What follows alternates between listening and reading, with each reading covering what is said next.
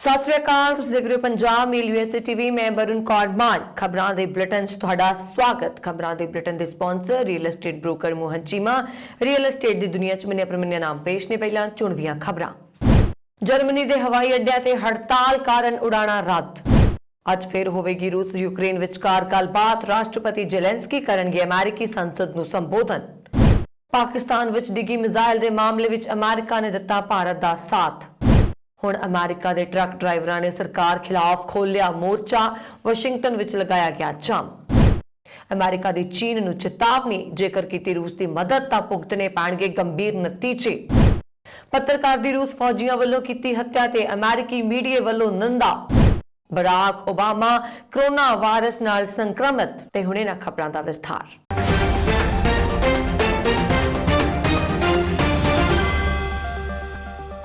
Germany ਵਿੱਚ ਹਵਾਈ ਅੱਡਿਆਂ ਤੇ ਹੜਤਾਲ ਕਾਰਨ ਦਰਜਨਾਂ ਉਡਾਣਾਂ ਰੱਦ ਹੋ ਗਈਆਂ ਨੇ ਅਤੇ ਕਈ ਉਡਾਣਾਂ ਵਿੱਚ ਦੇਰੀ ਹੋਈ ਹੈ। ਜਰਮਨ ਖਬਰ ਏਜੰਸੀ DPA ਮੁਤਾਬਕ ਬਰਲਿਨ, ਡੁਸਲਡੋਰਫ, ਹੈਨੋਵਰ ਅਤੇ ਹੋਰ ਹਵਾਈ ਅੱਡਿਆਂ ਤੇ ਸੁਰੱਖਿਆ ਸਟਾਫ ਨੇ ਤਨਖਾਹਾਂ ਵਿੱਚ ਵਾਧੇ ਦੀ ਮੰਗ ਲੈ ਕੇ ਅੱਧੀ ਰਾਤ ਤੋਂ ਇੱਕ ਦਿਨਾ ਹੜਤਾਲ ਸ਼ੁਰੂ ਕੀਤੀ ਹੈ। ਇਹ ਹੜਤਾਲ ਵੇਰਦੀ ਯੂਨੀਅਨ ਅਤੇ federal association of aviation security companies ਵਿਚਾਲੇ ਤਨਖਾਹ ਵਿਵਾਦ ਦਾ ਹਿੱਸਾ ਹੈ।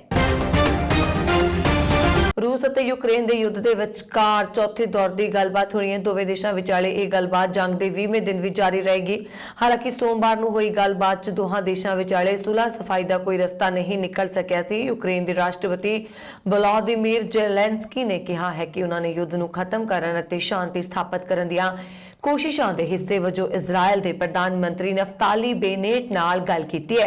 ਇਸ ਦੇ ਨਾਲ ਹੀ ਜੰਗ ਦੇ 20ਵੇਂ ਦਿਨ ਰੂਸੀ ਵਿਦੇਸ਼ ਮੰਤਰਾਲੇ ਦਾ ਬਿਆਨ ਆਇਆ। ਰੂਸੀ ਵਿਦੇਸ਼ ਮੰਤਰਾਲੇ ਨੇ ਕਿਹਾ ਕਿ ਯੂਕਰੇਨ ਵੱਲੋਂ ਦਾਗੀ ਗਈ ਮਿਜ਼ਾਈਲ ਨਾਲ ਉਸ ਤੇ 20 ਲੋਕ ਮਾਰੇ ਗਏ ਅਤੇ 28 ਜ਼ਖਮੀ ਹੋ ਗਏ। ਫੌਜ ਮੁਤਾਬਕ ਇਹ ਹਮਲਾ 14 ਮਾਰਚ ਨੂੰ ਟੋਚਕਾਯੂ ਮਿਜ਼ਾਈਲਾਂ ਨਾਲ ਡੋਨੇਟਸ ਇਲਾਕੇ ਦੇ ਇੱਕ ਰਿਹਾਇਸ਼ੀ ਕੰਪਲੈਕਸ ਤੇ ਕੀਤਾ ਗਿਆ। ਉਸ ਸਮੇਂ ਯੂਕਰੇਨੀ ਮੀਡੀਆ ਨੇ ਦੱਸਿਆ ਕਿ ਡੋਨਬਾਸ ਵਿੱਚ ਭਿਆਨਕ ਲੜਾਈ ਚੱਲ ਰਹੀ ਹੈ। ਯੂਕਰੇਨ ਦੇ ਹਥਿਆਰਬੰਦ ਬਲਾਂ ਦੇ ਅਨੁਸਾਰ 100 ਰੂਸੀ ਸੈਨਿਕ ਮਾਰੇ ਗਏ ਅਤੇ 6 ਵਾਹਨ ਤਬਾਹ ਹੋ ਗਏ। ਅਮਰੀਕਾ ਦੇ ਰਾਸ਼ਟਰਪਤੀ ਜੋ ਬਾਈਡਨ ਨੇ ਕਿਹਾ ਕਿ ਉਹ ਯੂਕਰੇਨ ਨੂੰ ਰੂਸ ਖਿਲਾਫ ਹਥਿਆਰ ਮੁਹੱਈਆ ਕਰਵਾਉਣਗੇ। ਇਹ ਯੂਕਰੇਨੀ ਸ਼ਰਨਾਰਥੀਆਂ ਨੂੰ ਅਮਰੀਕਾ ਵਿੱਚ ਦਾਖਲ ਹੋਣ ਦੀ ਆਗਿਆ ਵੀ ਦੇਗਾ ਅਤੇ ਉਹ ਪੈਸਾ, ਭੋਜਨ ਅਤੇ ਹੋਰ ਮਾਨਵਤਾਵਾਦੀ ਸਹਾਇਤਾ ਭੇਜੇਗਾ। ਅਮਰੀਕਾ ਨੇ ਕਿਹਾ ਹੈ ਕਿ ਹਾਲ ਹੀ ਵਿੱਚ ਭਾਰਤ ਵੱਲੋਂ ਪਾਕਿਸਤਾਨ ਵਿੱਚ ਡਿੱਗੀ ਮਿਜ਼ਾਈਲ ਦੇ ਅਚਾਨਕ ਚੱਲਣ ਦੇ ਇਲਾਵਾ ਹੋਰ ਕੋਈ ਕਾਰਨ ਨਜ਼ਰ ਨਹੀਂ ਆ ਰਿਹਾ। ਭਾਰਤ ਸਰਕਾਰ ਨੇ ਬੀਤੇ ਸ਼ੁੱਕਰਵਾਰ ਨੂੰ ਕਿਹਾ ਸੀ ਕਿ 2 ਦਿਨ ਪਹਿਲਾਂ ਗਲਤੀ ਨਾਲ ਇੱਕ ਮਿਜ਼ਾਈਲ ਚੱਲ ਗਈ ਸੀ ਜੋ ਪਾਕਿਸਤਾਨ ਵਿੱਚ ਡਿੱਗੀ ਹੈ ਅਤੇ ਇਹ ਅਫਸੋਸਜਨਕ ਘਟਨਾ ਰੂਟੀਨ ਮੇਨਟੇਨੈਂਸ ਦੌਰਾਨ ਤਕਨੀਕੀ ਖਰਾਬੀ ਕਾਰਨ ਹੋਈ ਸੀ। ਵਿਦੇਸ਼ ਮੰਤਰਾਲਾ ਦੇ ਬੁਲਾਰੇ ਨੇਡ ਪ੍ਰਾਈਸ ਨੇ ਸੋਮਵਾਰ ਨੂੰ ਇੱਕ ਰੋਜ਼ਾਨਾ ਨਿਊਜ਼ ਕਾਨਫਰੰਸ ਵਿੱਚ ਕਿਹਾ, ਜਿਵੇਂ ਕਿ ਤੁਸੀਂ ਸਾਡੇ ਭਾਰਤੀ ਸਹਿਯੋਗੀਆਂ ਤੋਂ ਵੀ ਸੁਣਿਆ ਹੈ ਕਿ ਇਹ ਘਟਨਾ ਇੱਕ ਗਲਤੀ ਦੇ ਇਲਾਵਾ ਹੋਰ ਕੁਝ ਨਹੀਂ ਸੀ। ਸਾਨੂੰ ਵੀ ਇਸ ਦੇ ਪਿੱਛੇ ਹੋਰ ਕੋਈ ਕਾਰਨ ਨਜ਼ਰ ਨਹੀਂ ਆਉਂਦਾ। ਪ੍ਰਾਈਸ ਨੇ ਇੱਕ ਸਵਾਲ ਦੇ ਜਵਾਬ ਵਿੱਚ ਕਿਹਾ, ਤੁਸੀਂ ਇਸ ਸੰਬੰਧ ਵਿੱਚ ਹੋਰ ਕੋਈ ਵੀ ਸਵਾਲ ਭਾਰਤੀ ਰੱਖਿਆ ਮੰਤਰਾਲਾ ਤੋਂ ਕਰੋ। ਉਹਨਾਂ ਨੇ 9 ਮਾਰਚ ਨੂੰ ਇੱਕ ਬਿਆਨ ਜਾਰੀ ਕਰਕੇ ਸਪਸ਼ਟ ਕੀਤਾ ਸੀ ਕਿ ਅਸਲ ਵਿੱਚ ਉਸ ਦਿਨ ਕੀ ਹੋਇਆ ਸੀ। ਅਸੀਂ ਉਸ ਤੋਂ ਇਲਾਵਾ ਕੋਈ ਟਿੱਪਣੀ ਨਹੀਂ ਕਰ ਸਕਦੇ। ਕੋਰੋਨਾ ਵੈਕਸੀਨ ਹੁਕਮ ਅਤੇ ਹੋਰ ਸੰਬੰਧਿਤ ਪਾਬੰਦੀਆਂ ਦੇ ਵਿਰੋਧ ਵਿੱਚ ਟਰੱਕ ਡਰਾਈਵਰਾਂ ਦੇ ਇੱਕ ਸਮੂਹ ਨੇ ਅਮਰੀਕਾ ਦੀ ਰਾਜਧਾਨੀ ਵਾਸ਼ਿੰਗਟਨ ਵਿੱਚ ਜਾਮ ਲਗਾ ਦਿੱਤਾ। ਟਰੱਕ ਡਰਾਈਵਰਾਂ ਨੇ ਇਸ ਨੂੰ ਦਾ ਪੀਪਲਸ ਕਨਵੇ ਦਾ ਨਾਂ ਦਿੱਤਾ ਹੈ। NBC ਨਿਊਜ਼ ਚੈਨਲ ਦੇ ਮੰਗਲਵਾਰ ਨੂੰ ਆਪਣੀ ਰਿਪੋਰਟ 'ਚ ਜਾਣਕਾਰੀ ਦਿੱਤੀ ਹੈ। ਇਸ ਤੋਂ ਪਹਿਲਾਂ ਸੋਮਵਾਰ ਨੂੰ ਰਿਪੋਰਟ ਵਿੱਚ ਕਿਹਾ ਸੀ ਕਿ ਟਰੱਕ ਡਰਾਈਵਰਾਂ ਦੇ ਕਾਫਲੇ ਨੇ ਵਾਸ਼ਿੰਗਟਨ ਦੇ ਕੁਝ ਹਿੱਸਿਆਂ ਵਿੱਚ ਟ੍ਰੈਫਿਕ ਜਾਮ ਲਗਾ ਦਿੱਤਾ ਕਿਉਂਕਿ ਪੁਲਿਸ ਨੇ ਉਹਨਾਂ ਨੂੰ ਸ਼ਹਿਰ ਵਿੱਚ ਦਾਖਲ ਹੋਣ ਤੋਂ ਰੋਕ ਦਿੱਤਾ ਹੈ। ਰਿਪੋਰਟ ਵਿੱਚ ਇਹ ਵੀ ਕਿਹਾ ਗਿਆ ਹੈ ਕਿ ਪੁਲਿਸ ਨੇ ਕਈ ਸੜਕਾਂ ਅਤੇ ਚੌੜਾਇਆਂ ਤੇ ਨਾਕਾਬੰਦੀ ਕਰ ਦਿੱਤੀ ਹੈ, ਪਰ ਰਿਪੋਰਟ ਵਿੱਚ ਕੋਈ ਖਾਸ ਸੂਚੀ ਨਹੀਂ ਦਿੱਤੀ ਗਈ ਸੀ। ਮਿਲੀ ਜਾਣਕਾਰੀ ਅਨੁਸਾਰ ਟਰੱਕ ਡਰਾਈਵਰਾਂ ਦੇ ਇੱਕ ਸਮੂਹ ਨੇ ਵਾਸ਼ਿੰਗਟਨ ਸ਼ਹਿਰ ਦੇ ਨੈਸ਼ਨਲ ਮਾਲ ਵਿੱਚ 2 ਹਫ਼ਤਿਆਂ ਦੇ ਲੰਬੇ ਵਿਰੋਧ ਪ੍ਰਦਰਸ਼ਨ ਲਈ ਇੱਕ ਅਰਜ਼ੀ ਦਿੱਤੀ ਸੀ, ਜਿਸ ਨੂੰ ਨੈਸ਼ਨਲ ਪਾਰਕ ਸਰਵਿਸ ਨੇ ਰੱਦ ਕਰ ਦਿੱਤਾ।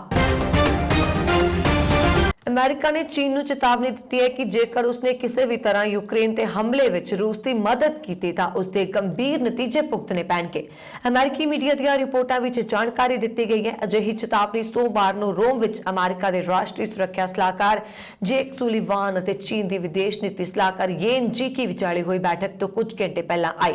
ਰਿਪੋਰਟ ਵਿੱਚ ਇੱਕ ਸੀਨੀਅਰ ਅਮਰੀਕੀ ਅਧਿਕਾਰੀ ਦੇ ਹਵਾਲੇ ਨਾਲ ਕਿਹਾ ਗਿਆ ਕਿ ਯੂਕਰੇਨ ਵਿੱਚ ਰੂਸ ਦੇ ਹਮਲੇ ਤੋਂ ਬਾਅਦ ਦੋਹਾਂ ਦੇਸ਼ਾਂ ਵਿਚਾਲੇ ਹੋਈ ਉੱਚ ਪੱਧਰੀ ਬੈਠਕ ਤੋਂ ਠੀਕ ਪਹਿਲਾਂ ਰੂਸ ਨੇ ਚੀਨ ਤੋਂ ਯੂਕਰੇਨ ਵਿੱਚ ਡਰੋਨ ਸਮੇਤ ਫੌਜੀ ਮਦਦ ਮੰਗੀ ਹੈ। ਇੱਕ ਅਮਰੀਕੀ ਮੀਡੀਆ ਦੀ ਰਿਪੋਰਟ ਵਿੱਚ ਐਤਵਾਰ ਨੂੰ ਅਧਿਕਾਰੀਆਂ ਦੇ ਹਵਾਲੇ ਨਾਲ ਕਿਹਾ ਗਿਆ ਹੈ ਕਿ ਰੂਸ ਨੇ ਯੂਕਰੇਨ ਤੇ ਹਮਲੇ ਤੋਂ ਬਾਅਦ 24 ਫਰਵਰੀ ਨੂੰ ਫੌਜੀ ਮਦਦ ਮੰਗੀ ਸੀ। ਦੂਜੇ ਪਾਸੇ ਅਮਰੀਕਾ ਵਿੱਚ ਚੀਨੀ ਦੂਤਵਾਸ ਨੇ ਅਜਿਹੀ ਕਿਸੇ ਵੀ ਬੇਨਤੀ ਤੋਂ ਜਾਣੂ ਹੋਣ ਤੋਂ ਇਨਕਾਰ ਕੀਤਾ। ਇਸ ਯੁੱਧ ਦੀ ਸ਼ੁਰੂਆਤ ਤੋਂ ਹੀ ਚੀਨ ਨੇ ਰੂਸ ਨੂੰ ਆਪਣਾ ਸਮਰਥਨ ਦਿੱਤਾ ਸੀ, ਪਰ ਉਸ ਵੱਲੋਂ ਜਨਤਕ ਤੌਰ ਤੇ ਰੂਸ ਨੂੰ ਫੌਜੀ ਜਾਂ ਵਿੱਤੀ ਸਹਾਇਤਾ ਦੇਣ ਬਾਰੇ ਕੋਈ ਜਾਣਕਾਰੀ ਨਹੀਂ ਹੈ। ਭਾਵੇਂ ਰੂਸ ਨੇ ਅਜਿਹੀ ਬੇਨਤੀ ਕੀਤੀ ਵੀ ਹੈ, ਪਰ ਚੀਨ ਨੇ ਇਸ ਦਾ ਕੀ ਜਵਾਬ ਦਿੱਤਾ ਹੈ ਇਹ ਅਜੇ ਤੱਕ ਪਤਾ ਨਹੀਂ ਹੈ।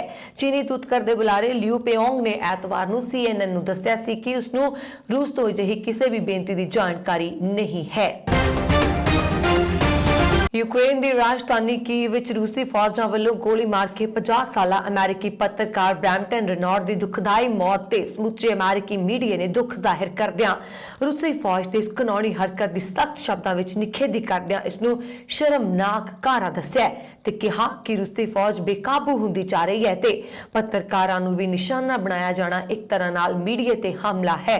न्यूयॉर्क टाइम्स ने एक बयान विच कहा कि रेनॉल्ड की हुई दर्दनाक मौत ने सानूं झंझोड़ के रख दिता है ते असीं बहुत दुखी हाँ।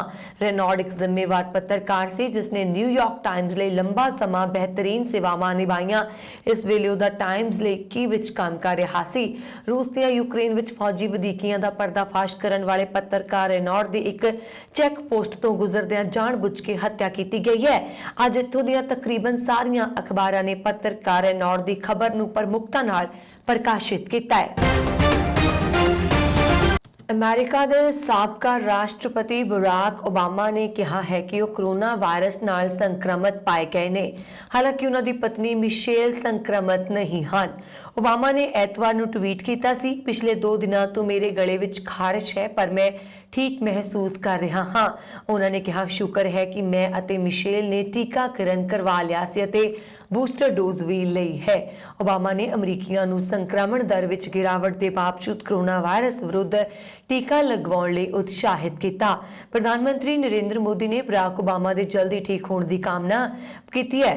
सोमवार ਨੂੰ ਸਾਬਕਾ ਅਮਰੀਕੀ ਰਾਸ਼ਟਰਪਤੀ ਬਰਾਕ ਓਬਾਮਾ ਦੇ ਕੋਰੋਨਾ ਵਾਇਰਸ ਨਾਲ ਸੰਕਰਮਿਤ ਹੋਣ ਤੋਂ ਬਾਅਦ ਜਲਦੀ ਠੀਕ ਹੋਣ ਦੀ ਕਾਮਨਾ ਕੀਤੀ ਗਈ ਹੈ। अमेरिका के साबका राष्ट्रपति डोनाल्ड ट्रंप एक बार फिर राष्ट्रपति जो बाइडन ते निशाना बनते नजर आए ने। रूस और यूक्रेन विचाले चल रही जंग विच उचित कदम न चुकण लई ट्रंप ने बाइडन नूं कायरता कह दिता। सिर्फ इन्ना ही नहीं, साबका अमेरिकी राष्ट्रपति ने कहा कि अमेरिका कोल पुतिन नाल गल करन वाला कोई नहीं है अते हालात यही रहे तां इस जंग तीसरे विश्व युद्ध विच तब्दील हो जाएगी। ट्रंप ने कहा कि यूक्रेन का संघर्ष लंबा चल सकता है। इसके पीछे कारण यह है कि अमेरिका कोल पुतिन नाल गल करन वाला कोई नहीं।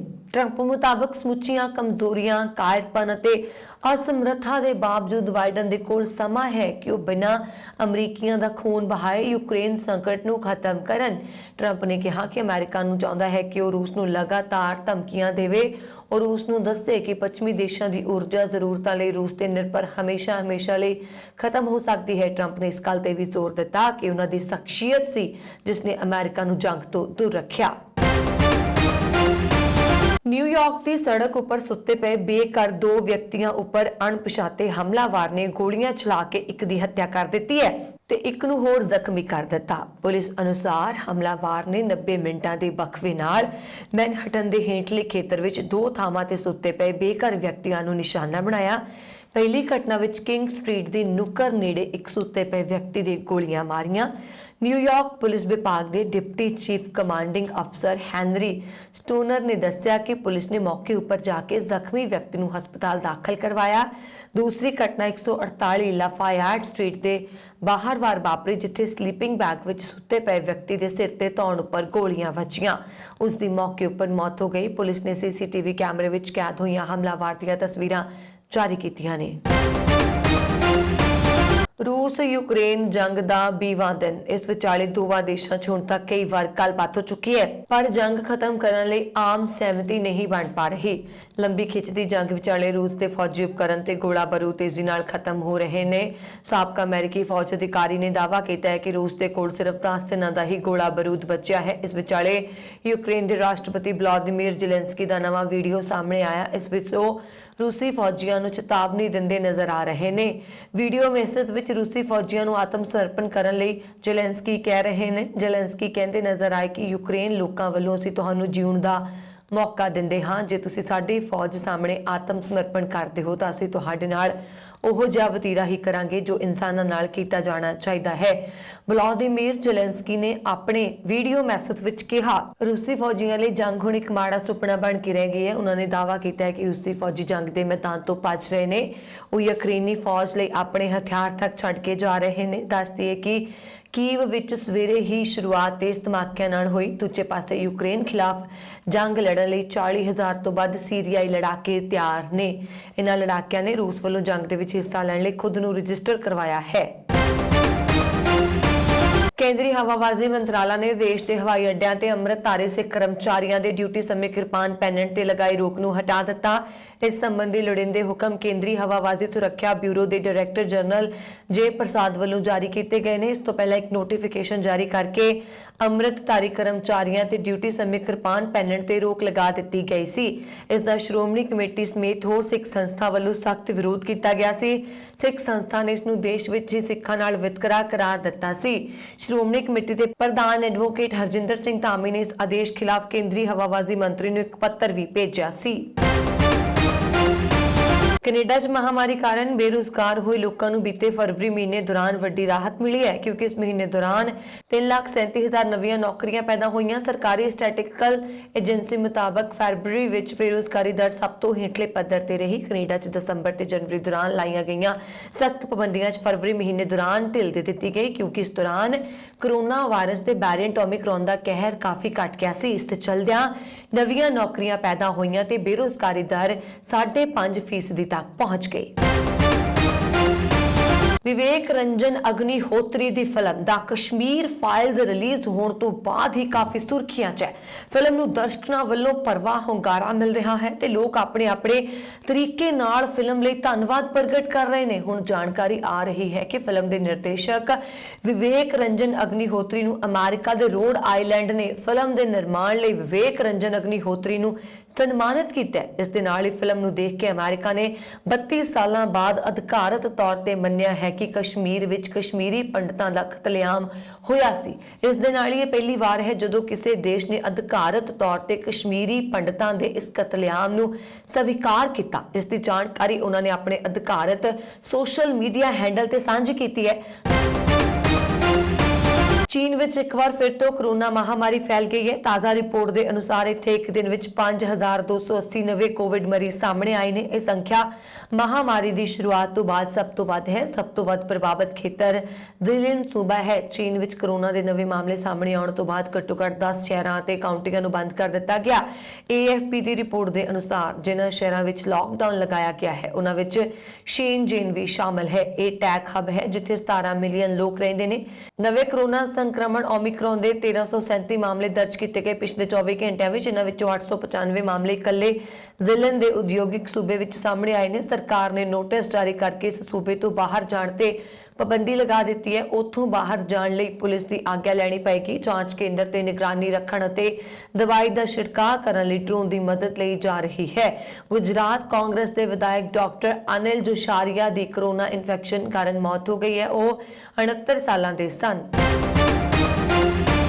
ਹਾਲ ਹੀ ਦੀਆਂ ਸਾਰੀਆਂ ਵਿਧਾਨ ਸਭਾ ਚੋਣਾਂ ਵਿੱਚ ਕਾਂਗਰਸ ਦੀ ਬੁਰੀ ਤਰ੍ਹਾਂ ਹਾਰ ਲਈ ਗਾਂਧੀ ਪਰਿਵਾਰ ਨੂੰ ਜ਼ਿੰਮੇਵਾਰ ਠਹਿਰਾਉਂਦੇ ਹੋਏ PLC ਦੇ ਮੁਖੀ ਕੈਪਟਨ ਅਮਰਿੰਦਰ ਸਿੰਘ ਨੇ ਸੋਮਵਾਰ ਨੂੰ ਕਾਂਗਰਸ ਵਰਕਿੰਗ ਕਮੇਟੀ ਤੇ ਪੰਜਾਬ ਵਿੱਚ ਆਪਣੀ ਪਾਰਟੀ ਦੀ ਨਿਰਾਸ਼ਾਜਨਕ ਹਾਰ ਲਈ ਆਪਣੀ ਗਲਤੀ ਮੰਨਣ ਦੀ ਬਜਾਏ ਉਸ ਦਾ ਦੋਸ਼ ਕੈਪਟਨ ਤੇ ਲਗਾਉਣ ਦੀ ਕੋਸ਼ਿਸ਼ ਨੂੰ ਹਾਸੋਹੀਣ ਠਹਿਰਾਇਆ। ਉਹਨਾਂ ਨੇ ਕਿਹਾ ਕਿ ਕਾਂਗਰਸ ਨਾ ਸਿਰਫ ਪੰਜਾਬ ਵਿੱਚ ਸਗੋਂ UP, ਉੱਤਰਾਖੰਡ, ਗੋਆ ਅਤੇ ਮਨੀਪੁਰ ਵਿੱਚ ਵੀ ਹਾਰੀ ਹੈ ਅਤੇ ਪਾਰਟੀ ਦੀ ਸ਼ਰਮਨਾਕ ਹਾਰ ਲਈ ਪੂਰੀ ਤਰ੍ਹਾਂ ਗਾਂਧੀ ਪਰਿਵਾਰ ਜ਼ਿੰਮੇਵਾਰ ਨੇ। ਉਹਨਾਂ ਨੇ ਕਿਹਾ ਕਿ ਜਿਸ ਦਿਨ ਕਾਂਗਰਸ ਨੇ ਨਵਜੋਤ ਸਿੱਧੂ ਵਰਗੇ ਅਸਥਿਰ ਵਿਅਕਤੀ ਨੂੰ ਸਮਰਥਨ ਦੇਣ ਦਾ ਫੈਸਲਾ ਕੀਤਾ ਤੇ ਚੋਣਾਂ ਤੋਂ ਕੁਝ ਮਹੀਨੇ ਪਹਿਲਾਂ ਚਰਨਜੀਤ ਸਿੰਘ ਚੰਨੀ ਵਰਗੇ ਭ੍ਰਿਸ਼ਟ ਵਿਅਕਤੀ ਨੂੰ ਮੁੱਖ ਮੰਤਰੀ ਵਜੋਂ ਨਾਮਜ਼ਦ ਕਰਨ ਦਾ ਫੈਸਲਾ ਕੀਤਾ, ਉਸੇ ਦਿਨ ਹੀ ਪਾਰਟੀ ਨੇ ਸਰਹੱਦੀ ਸੂਬੇ ਵਿੱਚ ਆਪਣੀ ਕਵਰ ਪੁੱਟ ਲਈ ਸੀ। ਖਾਲਸਾਈ ਜਾਹੋ ਜਲਾਲ ਦਾ ਪ੍ਰਤੀਕ ਸਾਲਾਨਾ 6 ਰੋਜ਼ਾ ਕੌਮਾਂਤਰੀ ਤਿਉਹਾਰ ਹੋਲਾ ਮਹੱਲਾ 14 ਮਾਰਚ ਤੋਂ 19 ਮਾਰਚ ਤੱਕ ਸ੍ਰੀ ਕੀਰਤਪੁਰ ਸਾਹਿਬ ਅਤੇ ਸ੍ਰੀ ਅਨੰਦਪੁਰ ਸਾਹਿਬ ਵਿਖੇ ਬੜੀ ਧੂਮਧਾਮ ਨਾਲ ਮਨਾਇਆ ਜਾਏਗਾ। ਦੇ ਸੰਬੰਧ ਵਿੱਚ ਤੋਂ ਹੀ ਭਾਰੀ ਤਾਦਾਦ ਵਿੱਚ ਸੰਗਤਾਂ ਦੀ ਆਮਦ ਸ਼ੁਰੂ ਹੋ ਗਈ ਹੈ। ਸੰਗਤ ਦੀ ਸਹੂਲਤ ਲਈ ਪਿੰਡ ਨੱਕੀਆਂ ਵਿਖੇ ਲੱਗਿਆ ਹੋਇਆ Rohan Rajdeep toll plaza deputy commissioner Rupnagar ਨੇ ਟੋਲ ਪਲਾਜ਼ਾ ਅਧਿਕਾਰੀਆਂ ਨੂੰ ਹਦਾਇਤ ਕਰਕੇ 13 ਤਰੀਕ ਨੂੰ ਹੀ ਦੁਪਹਿਰ 12:30 ਤੋਂ ਹੀ ਬੰਦ ਕਰਵਾ ਦਿੱਤਾ ਹੈ। ਇਸ ਦੀ ਪੁਸ਼ਟੀ ਕਰਦੇ ਹੋਏ ਟੋਲ ਪਲਾਜ਼ਾ ਨੱਕੀਆਂ ਦੇ ਮੈਨੇਜਰ ਕੈਪਟਨ ਦਰਸ਼ਨ ਲਾਲ ਸੈਣੀ ਨੇ ਦੱਸਿਆ ਕਿ ਹਰ ਸਾਲ ਕੌਮਾਂਤਰੀ ਤਿਉਹਾਰ ਹੋਲਾ ਮਹੱਲਾ ਮੇਲਾ ਸ਼ੁਰੂ ਹੋਣ ਵਾਲੇ ਦਿਨ ਤੋਂ ਟੋਲ ਪਲਾਜ਼ਾ ਬੰਦ ਕੀਤਾ ਜਾਂਦਾ ਸੀ, ਪਰ ਇਸ ਵਾਰ ਇੱਕ ਦਿਨ ਪਹਿਲਾਂ ਹੀ ਸੰਗਤਾਂ ਦੀ ਆਮਦ ਬਹੁਤ ਵੱਧ ਗਈ ਹੈ, ਜਿਸ ਕਾਰਨ ਟੋਲ ਪਲਾਜ਼ਾ ਤੇ ਕਾਫੀ ਵਾਹਨ ਇਕੱਠੇ ਹੋਣੇ ਸ਼ੁਰੂ ਹੋ ਗਏ ਨੇ ਤੇ ਟ੍ਰੈਫਿਕ ਕੰਟਰੋਲ ਤੋਂ ਬਾਹਰ ਹੋ ਗਈ ਹੈ। ਇਸ ਤੋਂ ਬਾਅਦ deputy commissioner Rupnagar madam Sonali Giri ਦੀਆਂ ਜ਼ੁਬਾਨੀ ਹਦਾਇਤਾਂ ਤੇ ਬਾਅਦ ਦੁਪਹਿਰ 12:30 ਵਜੇ ਤੇ ਟੋਲ ਪਲਾਜ਼ਾ 20 ਮਾਰਚ ਦੀ ਰਾਤ 12 ਵਜੇ ਤੱਕ ਬੰਦ ਕਰ ਦਿੱਤਾ ਗਿਆ। ਹੁਣ ਹਰੇਕ ਵਾਹਨ ਮੁਫਤ ਲੰਘ ਸਕਦਾ ਹੈ। ਇਸ ਤਰ੍ਹਾਂ ਹੁਣ ਤੱਕ ਦੀਆਂ ਖਬਰਾਂ ਮੈਨੂੰ ਵਰੁਣ ਕੌਰ ਮਾਨ ਨੂੰ ਦਿਓ ਆ ਗਿਆ।